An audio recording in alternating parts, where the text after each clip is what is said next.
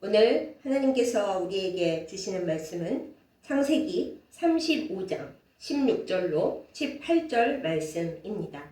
제가 가진 성경으로 구약성경 54페이지에 있습니다.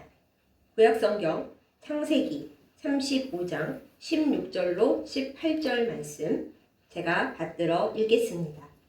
그들이 베델에서 길을 떠나 에브라스에 이르기까지 얼마간 거리를 둔 곳에서 라헬이 해산하게 되어 심히 고생하여 그가 난산할 즈음에 산파가 그에게 이르되 두려워하지 말라. 지금 내가 또 등남하느니라 하매 그가 죽게 되어 그의 혼이 떠나려 할 때에 아들의 이름을 베노니라 불렀으나 그의 아버지는 그를 베냐민이라 불렀더라. 아멘. 기도하겠습니다.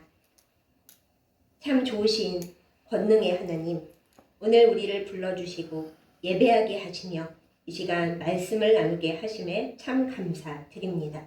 우리의 모든 것을 아시며 또 우리를 위로하시며 우리를 회복시키시는 하나님을 말씀 가운데서 만나 뵙게 하여 주시옵소서.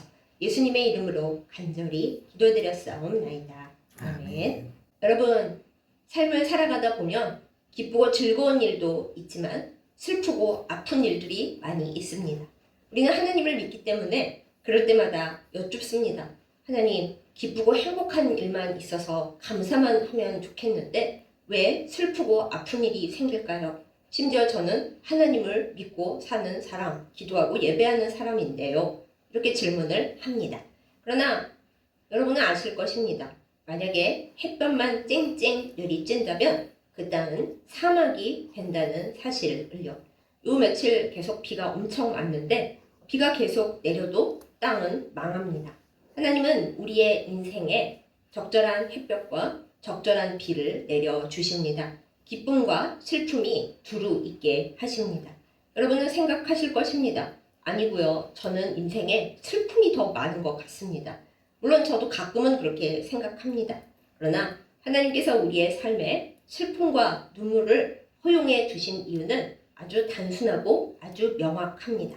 우리의 슬픔과 우리의 고통이 슬픔과 고통으로 끝나지 않고 알알이 아름다운 믿음의 열매로 자라나서 하나님께 영광 돌리고 우리도 행복한 사람, 진정으로 형통한 사람, 진정한 믿음의 사람으로 탈바꿈하도록 그렇게 만드시기 위해서 그렇게 하시는 것입니다. 오늘 우리는 베냐민이라고 하는 한 사람과 그의 후손 지파에 대해서 볼 것입니다. 그 사람은 아주 독특한 인생을 살았고 또 그 자손들은 그 조상보다 더 독특하게 살았습니다. 그들의 삶을 통해서 우리는 슬픔이 어떻게 달라질 수 있는가, 어떻게 슬픔이 복음의 열매로 달라질 수 있는가라는 것을 보게 됩니다. 그럼 우선 이 사람에 대해서 우리가 보겠습니다. 베냐민은 라헬의 두 번째 아들이고 야곱, 즉 이스라엘의 막내 아들입니다. 오늘 우리가 본 본문 말씀에서 라헬이 두 번째 아들을 낳는데 큰 난산을 겪습니다. 라헬은 아들을 많이 낳고 싶었는데 하나님께서 태를 열지 않으신 이유, 라헬의 문제가 여러 가지 있었을 수 있지만 제가 생각하기에 건강이 아름답기는 하나 아이를 쉽게 낳기는 어려운 그런 거 아니었을까 이런 생각을 해봅니다. 그래도 라헬이 아들을 낳고 싶다고 하나님께 계속 기도를 했기 때문에 하나님께서 요셉에 이어 베냐민을 주시는데 쉽지가 않은 거죠. 결국엔 세상을 떠나게 됩니다. 세상을 떠나면서 유모가 산파가 옛날에 유모와 산파를 겸했거든요. 그거를 얘기를 해줍니다. 라헬에게 너무 무서워하지 말라고 지금 또 아들을 낳고 있으니까 괜찮다고 얘기를 해주는데 그럼에도 불구하고 라헬은 전혀 괜찮지가 않았던 거죠. 지금 내가 죽어가는데 아들을 낳는 것이 그렇게 기쁜 일이겠습니까? 솔직히 라헬은 특히 욕심도 많고 또 자기가 편안하게 사는 것을 중요하게 여겼던 아름다운 여인이었기 때문에 더 그랬을 것입니다. 그러면서 아들 이름을 뭐라고 짓고 세상을 떠나냐 하면은 슬픔의 아들 벤오니라고 지었습니다. 벤이 아들이거든요. 그러니까 벤오니 슬픔의 아들이라고 짓고 세상을 떠났어요. 이 소식을 전해들은 야곱이 사랑하는 아내가 세상을 떠나면서 낳은 아들 이름을 슬픔의 아들이라고 하려니까 마음이 너무 아팠겠죠. 물론 야곱도 자기가 가장 사랑한 여자, 어쩌면 이 세상에서 유일하게 사랑한 여자를 세상 떠나게 하면서 태어난 막내 아들이 기껍지 않았을 수도 있을 것입니다. 그래도 이름을 슬픔의 아들이라고 짓는 건 너무 했는지 이름을 고칩니다. 벤야민이라고요. 벤야민은 오른손의 아들이라는 뜻입니다. 왜 오른손이라고 지었을까요? 이 비밀은 차차 풀어가기로 하겠습니다. 야곱과 라헬 사이에 태어난 이스라엘 지파를 형성하는 막내인 베냐민은 사실 초반부터 좀 인생이 파란만장했습니다. 아버지가 형인 요셉은 굉장히 이뻐하고 거의 유일하게 애지중지하는 아들이었는데 성경에 보면 막내이고 엄마도 없는 베냐민을 애지중지했다라는 말이 안 나와요. 그렇다는 것은 요셉보다는 덜 예뻐했다라는 뜻이죠. 그뿐입니까? 창세기 마지막 즈음에 가면 국무총리가 된 요셉이 이 막내 동생을 미끼로 삼아서 형들이 예전 같은지 변했는지 테스트를 해봅니다. 이때도 베냐민은 잘못한 거 아무것도 없는데도 누명을 뒤집어 쓰고 덜덜 떨어야 했습니다. 물론 요셉이 베냐민을 죽이거나 어쩔 생각은 아니었을 것이고 형들이 영 트윗하게 나오면 베냐민만 내가 여기서 데리고 살고 형들은 다 내쫓아야겠다. 그런 생각을 아마 했을 거예요. 어쨌든 내막을 모르는 베냐민은 굉장히 억울했을 것이고 힘들었을 것이고 진짜 친형조차 나를 도구로 쓰는구나 이런 생각을 했을 것입니다. 심지어 베냐민의 자손은 숫자가 많지도 않았습니다. 요셉 지파는 므낫세와 에브라임으로 나눠지기도 했을 뿐만 아니라 므낫세 지파가 엄청나게 인구가 많았어요. 게다가 넷째 형인 유다 지파는 인구가 그렇게 요셉 지파보다 전체적으로 많지는 않았더라도 뭘 해도 대단한 지파였죠. 그런데 베냐민 지파는 이 에브라임 지파, 므낫세 지파, 이 위쪽의 지파와 이 아래쪽에 있는 유다 지파, 중간에 끼어 있는 아주 쬐끄만한 지파여서 이스라엘 땅에 들어가서도 가나안 북지에 들어가서도 별로 존재감이 없었습니다. 힘센 양 형들 사이에 낑겨 있는 형편이었죠. 게다가 일이 꼬이려는지 창세기에서도 이렇게 힘이 들었는데 사사기 19장에서 21장 사이에 나오는 정말 심각하게 문제 있는 사건으로 인해서 베냐민 지파가 하마터면 멸망당할 뻔합니다. 물론 베냐민 지파가 선택을 잘못하긴 했어요. 불량한 무리들을 처단하겠다고 하는 그 연합 지파들, 베냐민 지파 빼고 모든 지파들이 모여서 너희 지파 안에 있는 불량배들을, 악한 자들을 우리한테 내놔라. 우리가 심판을 하겠다 했을 때 그냥 내줬으면 좋았잖아요. 객기를 부리면서 우리가 너네 전체 연합군하고 싸울지언정 못 내놔. 우리 어쨌든 우리 사람들이야. 이렇게 하는 바람에 전쟁에서 졌거든요. 그리고서는 완전히 멸망당할 뻔했습니다. 그래도 하나님의 은혜로 목숨만은 보존해서 그냥 간당간당하게 버티는 정말 12지파 중에 가장 힘없는 지파로 전락한 형편이었습니다.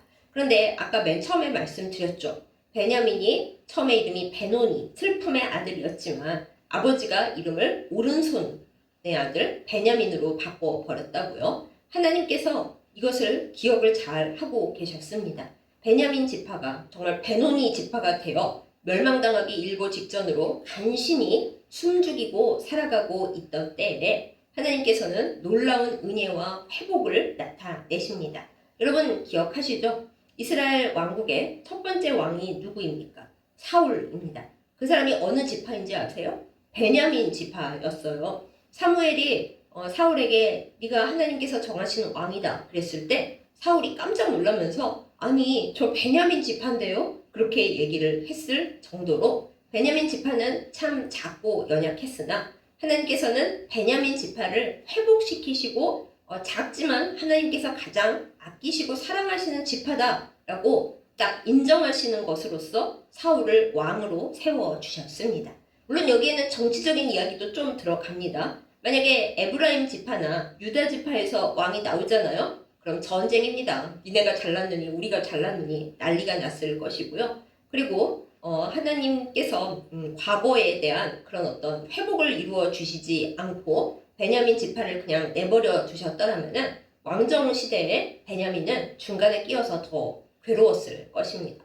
이런 거 저런 거 다 안배하셔서 하나님께서 정치적 균형을 위해 가장 쬐끄만한 지파에 어떻게 보면 그 당시에는 가장 잘났는데 겸손한 사람을 왕으로 세우셔서 베냐민 지파가 그야말로 권능이 있는 오른손의 지파가 되도록 안배를 해주시고 은혜를 베푸셨던 거예요. 그런데 여러분 아시죠? 하나님께서 우리에게 은혜를 베풀어 주시고 불쌍히 여겨주시고 필요한 능력을 부어주실 때 우리가 잘하면 좋은데 처음엔 다 잘하는데 나중까지 그것을 잘 이어나가지 못할 때가 얼마나 많습니까? 사울 왕도 그랬고 베냐민 지파도 그랬습니다. 하나님께 은총을 받아서 권능의 오른손 그것을 갖게 되고 잡게 됐으면 하나님을 잘 섬겨야 할 텐데 그렇지를 못했어요. 사울 왕이 결국 몰락했고 왕조를 이어나가지를 못했습니다. 다시 슬픔으로 컴백한 거예요.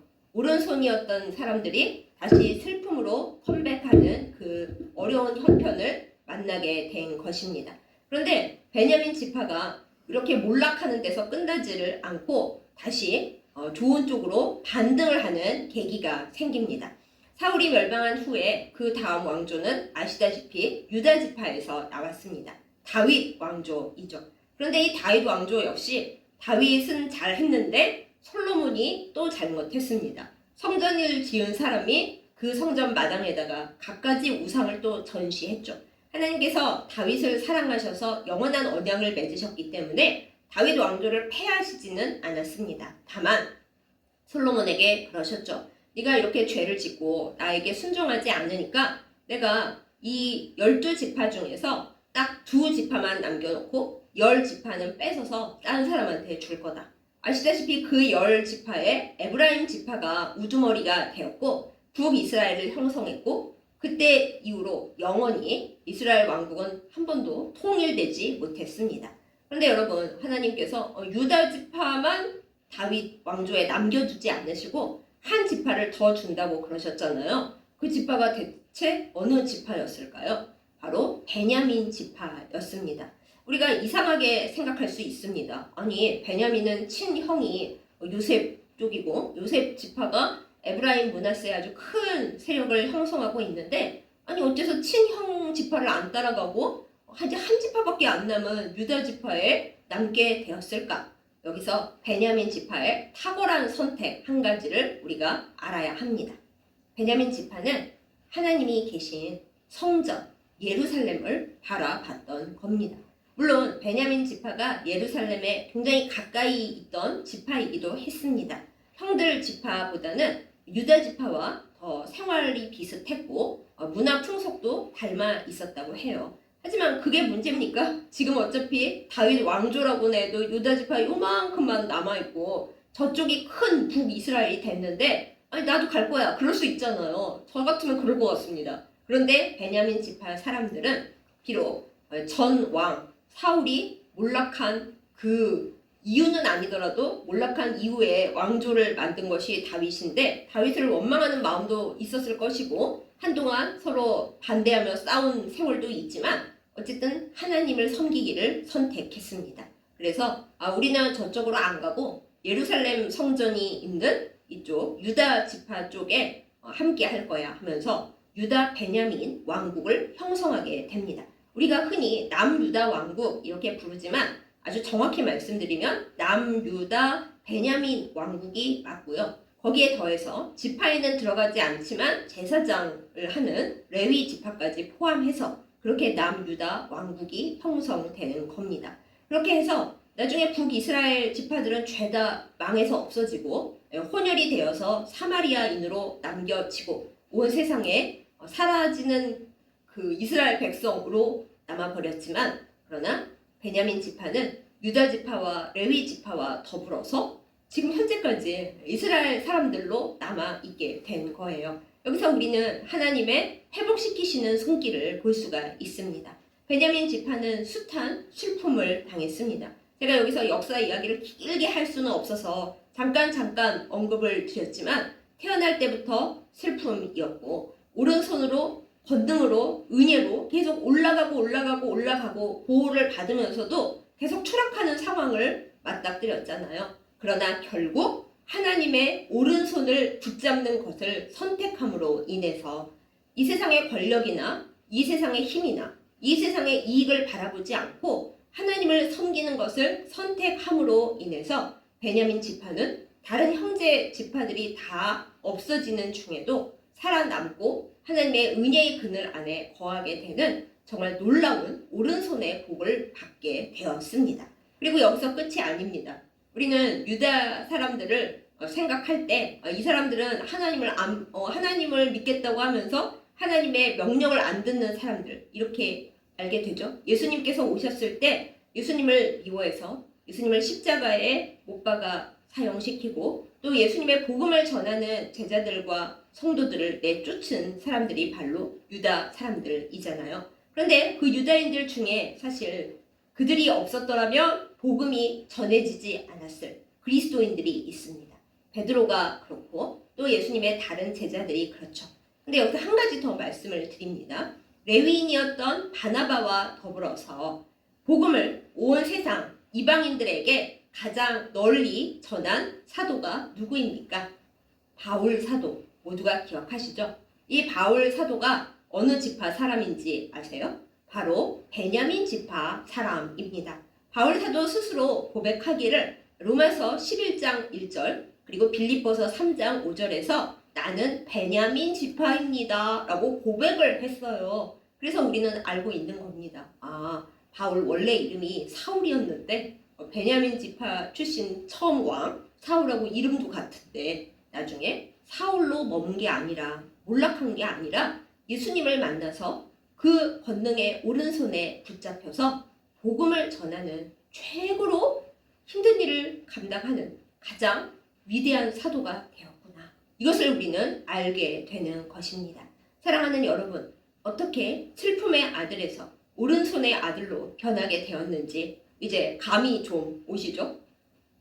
우리는 우리의 슬픔을 여러 가지 방법으로 각자 처리합니다.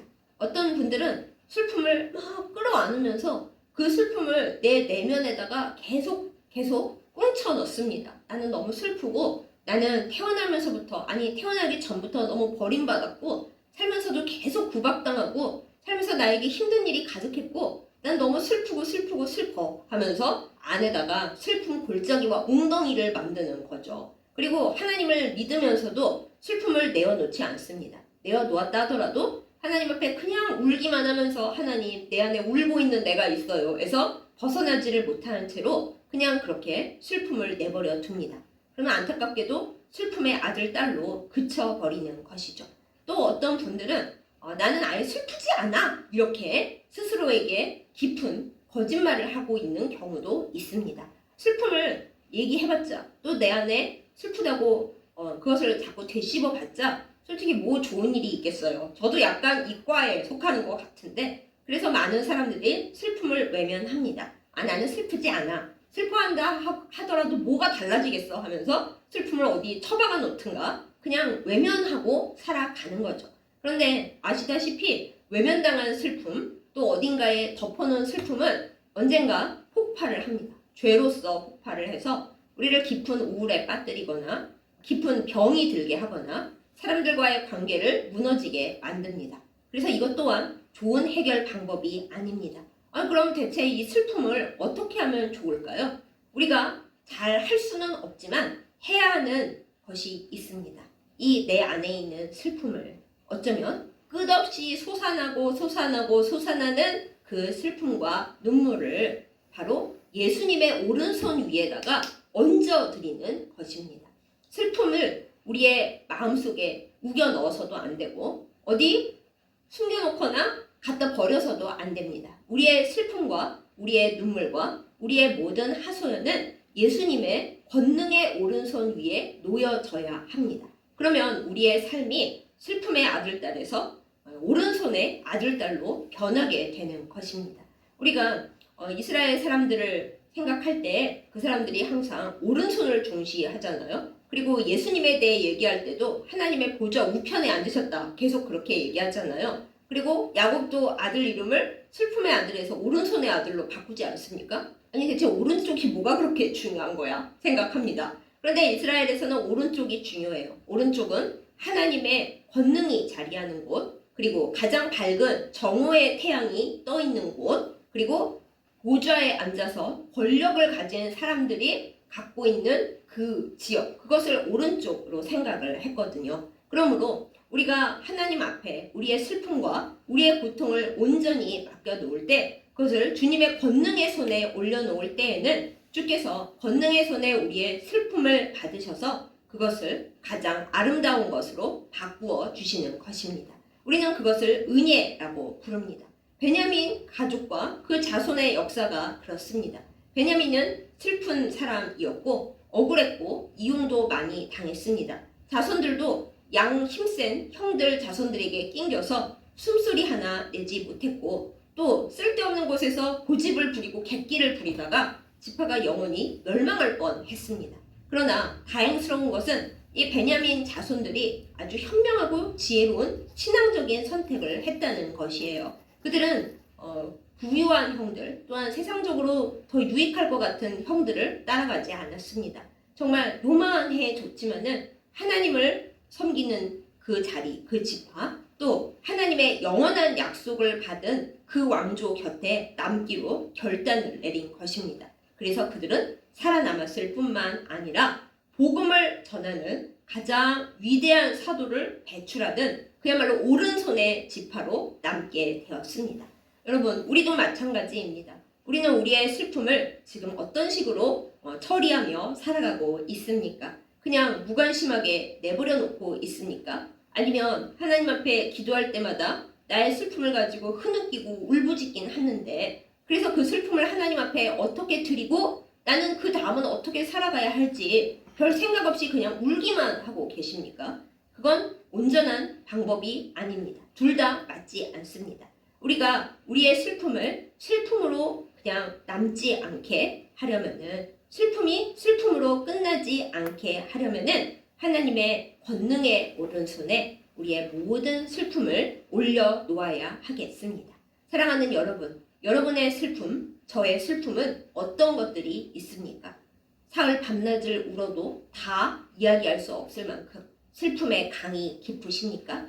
어쩌면 내가 어디다 숨겨놓았는지 알 수도 없어서 슬픔에 대해 얘기하라고 하면 저는 기억나는 것이 아무것도 없는데요? 다 해결한 것 같은데요? 이렇게 전혀 말도 안 되는 부자연스러운 반응이 나오십니까? 그 무엇도 옳지 않습니다. 우리는 하나님 앞에 나아가서 하나님, 제가 분명히 슬픔이 있습니다. 이 세상에 슬픔의 딸, 슬픔의 아들이 아닌 사람이 어디 있겠어요? 주님 앞에 정직하고 싶습니다. 이렇게 말씀드리는 것이 맞습니다. 그리고 하나님 앞에 앉아서 우리를 위해 돌아가시고 부활하신 못 박힌 예수님의 오른손 위에 내 슬픔의 내용들을 차근차근 몇 번이고 올려드려야 합니다. 그렇게 할 때 예수님께서 슬픔의 병들을 다 받으시면서 우리에게 말씀하실 것입니다. 그래, 이렇게 슬펐구나. 네가 이렇게 괴로웠다는 거 남들은 몰라도 나는 다 알지. 그러므로 내가 너를 고치겠다 라고 우리를 영적으로 위로해 주시고 다시 회복시켜 주시고 다시 살려 주십니다.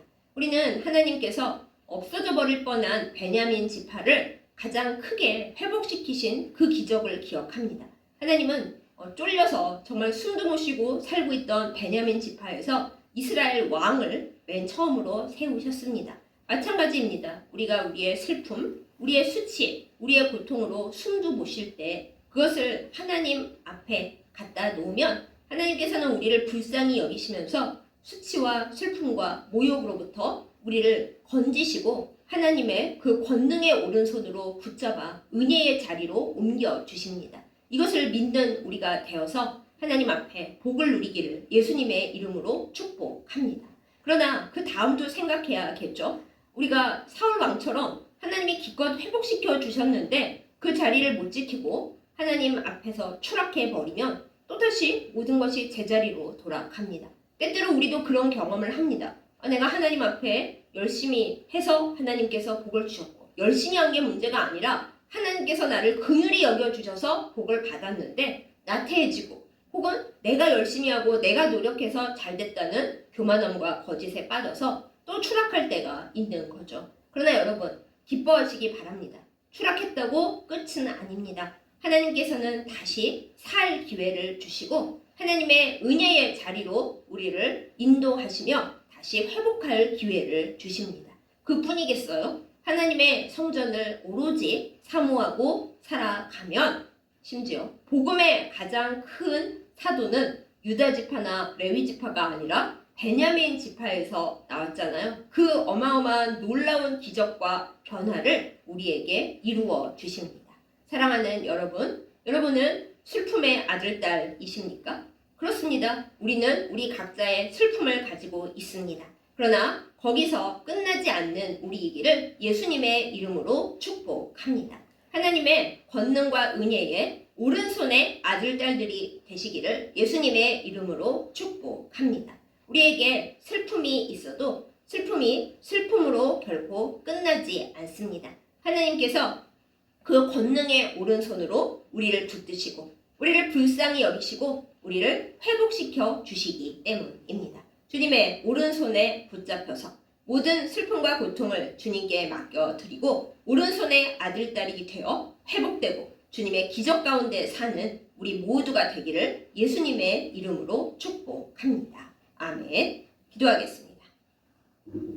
사랑과 은혜가 충만하신 우리 아버지 하나님, 우리는 슬픔 속에 사는 사람들입니다. 그러나 하나님께서 우리 주 예수 그리스도의 오른손을 우리에게 주셔서 우리가 그 손을 잡고 주님 앞에 나아갈 때 권능의 아들, 딸로 바꿔주신 것을 우리가 믿고 감사를 드립니다. 하나님, 슬픔을 우리의 힘으로 해결하려 하거나 그런 것은 없다고 거짓말하거나 늘 거기에 파묻혀서 울기만 하면서 살지 않게 하여 주시옵소서. 베냐민이 베노니로 태어났으나 결국 하나님의 은혜 가운데 정말 복음의 큰 일을 행하는 자손을 배출했듯이 하나님, 우리의 슬픔도 하나님의 손에 맡겨져서 복음에 크게 합당하게 쓰임받는 진주조개의 조개가 되도록, 조개의 진주알이 되도록 주님께서 인도하여 주시옵소서. 예수님의 이름으로 간절히 기도드렸사옵나이다. 아멘. 헌금기도 드리겠습니다.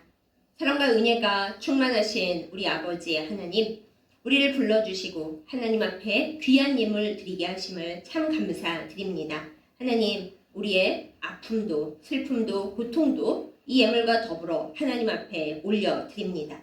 모두 똑같이 기쁘게 받아주실 것을 믿습니다. 하나님 앞에 올려드린 모든 것을 주의 권능의 오른손으로 붙잡으시고 우리를 위로하여 주시고 우리를 회복시켜 주시옵소서. 그래야 하나님 앞에 더 많은 좋은 것을 드릴 수 있는 삶으로 바꾸어 주시옵소서. 하나님 앞에 더 풍성한 물질 드리기를 원합니다. 하나님 앞에 눈물 드리지만 또한 기쁜 웃음과 찬송을 드리기를 원합니다. 우리의 아름다워지는 삶을 드리기를 원합니다. 이 모든 소원을 모아 주님 앞에 예물 드리오니 기쁘게 받아주시고 우리에게 좋은 것을 허락하여 주시옵소서. 우리에게 생명을 주신 사랑하는 예수님의 이름으로 간절히 기도드렸사옵나이다. 아멘. 이제는 우리에게 가장 귀한 것을 주신 우리 주 예수 그리스도의 은혜와 우리의 모든 슬픔을 받으시고 그것을 회복시키시며 변화시키시며 가장 좋은 진주로 바꾸어 주시는 아버지 하나님의 지극하신 사랑과 우리의 모든 눈물을 모아 하나님 앞에 전달하여 주시는 성령님의 감동, 감화, 인도하심과 교통하심이 이 시간 말씀을 듣고 비록 우리가 슬픔 가운데 태어났고 슬픔 가운데 살지만 거기서 멈추지 아니하고 하나님의 권능의 오른손에 붙잡혀서 하나님의 가장 아름다운 일을 행하는 오른손의 아들, 딸이 되기를 결단하며 다짐하는 예배드린 모든 주의 백성들 위해 이제부터 영원까지 함께 하시기를 간절히 축원하옵나이다. 아멘.